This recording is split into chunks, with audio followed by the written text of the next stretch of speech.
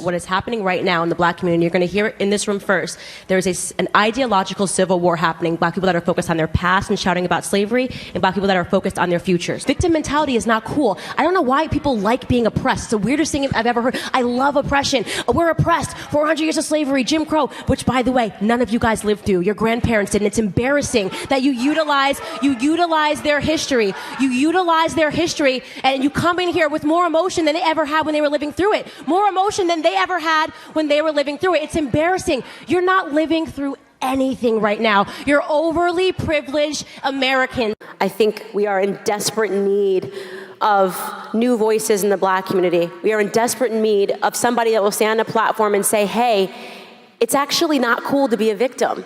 There's no value in being a victim. You win no awards for being a victim. Unless you're Colin Kaepernick. The fear politics pisses me off, and that's what they do. Every 4 years, it's fear politics. Well, you gotta vote for us because racism. It's not, that's manipulating us. That's using fear to control what we do, okay? We have a right to just be presented with the facts and being allowed to make a decision on our own. That's my really perspective. That's the big thing that's been so controversial. Candace Owens thinks that the black community should be spoken to about what's going on in their communities. They shouldn't be thrown Jay-Z and Beyonce concerts a la Hillary Clinton. You know, I make strong statements and I say that I don't believe in the welfare system because look at what it has earned people that have gone onto the welfare system. Absolutely nothing. What do they want? What are they protesting? Just us being conservative. You're not allowed to be a conservative thinker and eat breakfast publicly, apparently. We've done nothing. We said nothing. I think the restaurant owner was shocked at that moment when they realized that their friends had arrived. They shouted at us in the restaurant, calling us Nazis and fascists. And I said, do you realize I'm a black woman? You're calling me a Nazi. Was there ever a point in history where white privilege did exist? Yeah, I suppose when we lived in a country where if you were black, you were not allowed to go into certain places. When did it end? When it stopped being systemic, when there stopped being laws in place that stopped me as a black person doing what you are able to do as a white man. If you ask me whether or not I believe in economic privilege, I would tell you yes. If you ask me whether or not I think that somebody born into a family of billionaires be afforded more privileges in life than somebody that is born in the projects of Chicago, I would say yes, because economic privilege in this country does exist. But there is no law in place that is stopping a person because of the color of their skin from gaining that economic privilege, which is why I do not believe that white privilege, which is based upon the color of your skin, exists. If you're asking me, do I think the black community has been crippled economically, the answer would be yes. It has been crippled economically by Democrat policies. You just heard me say that in there. Democrats are Americans. Democrats are in America, so therefore you just admitted that there has been disadvantages by two black people by Democrats who are Americans. You just admitted it. It is not based off. You asked me if white privilege exists. The answer is white privilege. Because you're born white, that means you're going to not have this or that. It does not exist. No. This is what I love about white liberals, right? Like, they know it's so important for them to sell us our oppression that they'll come up and tell us we're under grace. Just say it. Can you speak for Well, all why black don't you people? stop speaking for black people? That would be great, okay? I'm not. Why don't you let him, who's shaking his head and rolling your eyes, speak about his experience as a black man? We can have a conversation later. No, because you're sitting here yelling at me, telling me, and I'm telling you the answer. Economic privilege exists. You're saying, why does it disproportionately affect blacks? Because we're disproportionately voting for Democrats, and it's stupid. A lot of Republicans, for the longest time, were the place to go for the African-American vote, but it's something switched in the 60s. It is taught to us that Lyndon Baines Johnson is the best president that ever happened to the black community, which could not be further from the truth. His Great Society Act, which proliferated the welfare state. Think about what that's brought Americans today. $22 trillion paid into the welfare system, and black Americans are poorer today than we were in the 1960s. In school, I learned that choice was good. The word choice is good. The left is incredibly good at linguistics. Planned Parenthood. That sounds nice. I want to plan my parenthood. But in reality, they're murdering babies. Choice is good. I want choices. But in reality, one of those choices is to murder. I have been very vocal in my support for Brett Kavanaugh. We have reached peak lunacy on the left. And this is, by the way, the most disgusting thing that they have done yet. Politicizing sexual assault and politicizing rape and this sort of a thing. I spoke out early on against the Me Too movement because I thought the writing was on the wall early on of exactly what they were going to do. Any movement that is rooted in victimization is going to be hijacked and weaponized by the left. So during the 2016 election cycle, I was watching our wonderful president take a run for the White House, and the conversation was very strange. The rhetoric that the media was using was extremely aggressive. They were trying to convince me that he was a racist, that he was a sexist, that he was a misogynist. At one point that he was incestuous, right? They started that horrible story about Ivanka Trump, and at one point that he was a rapist. And I said, this is very strange. I grew up in a household listening to hip hop music. Trump was glorified in a lot of those music, in a lot of those songs.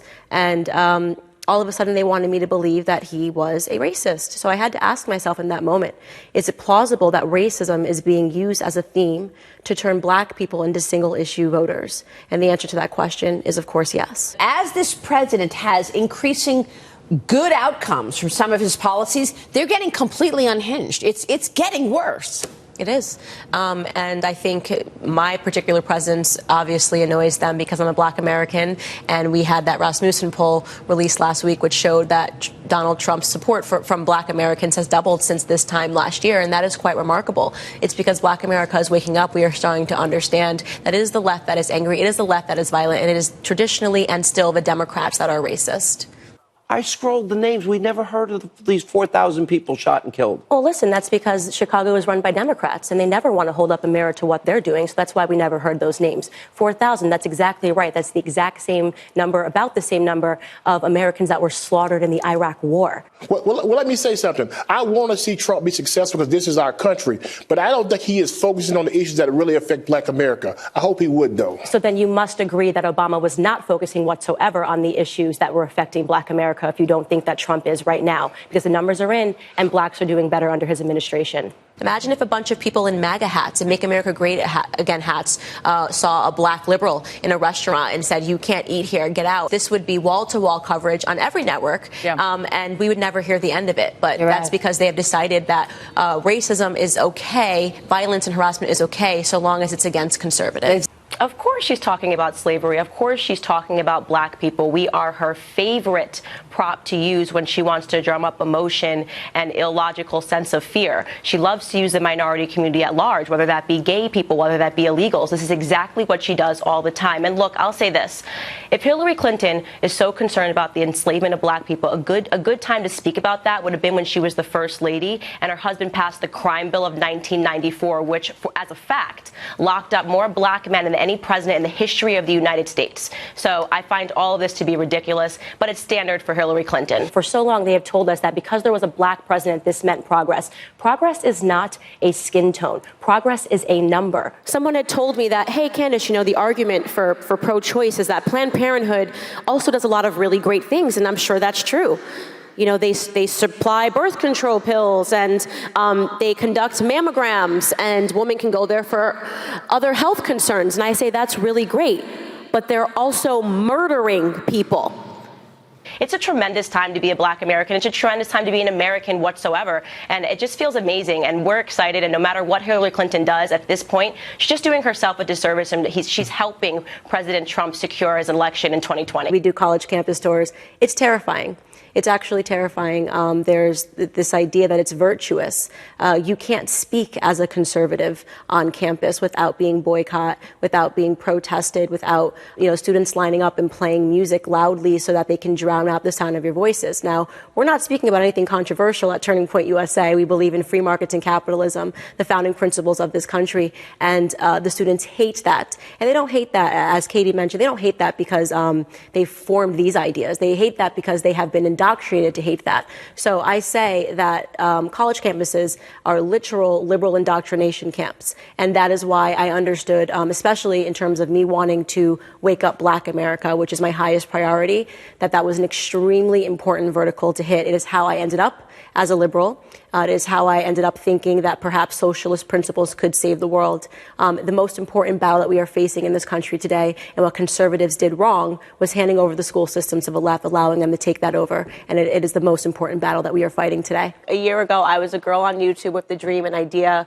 a hope that maybe I could wake up the black community into understanding that we've been voting for policies that have destroyed our families. I could never have imagined imagined that it would lead to me meeting the president, meeting the first family, having lunch with Laura and Eric, Kanye West, getting rushed out of restaurants by Antifa. It's been an amazing year. I'm so grateful to everyone that's followed me, that's supported me, to Turning Point USA, to Charlie Kirk. It's been such a blessing. And guess what? We're just getting started.